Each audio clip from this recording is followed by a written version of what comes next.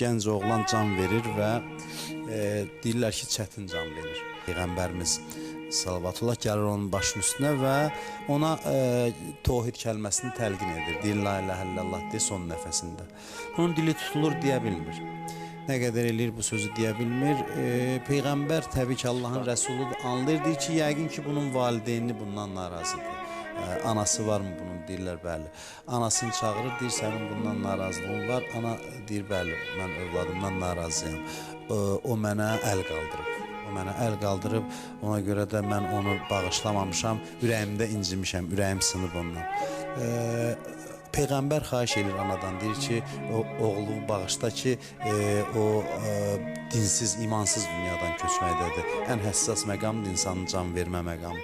Belə məqamda sən onu halal etməsən, o imansız öləcək və bu təhlükəli bir. Ana deyir, xeyr, bağışlamıram. Peyğəmbər deyir, od gətirin, od yandırırlar, gətirirlər.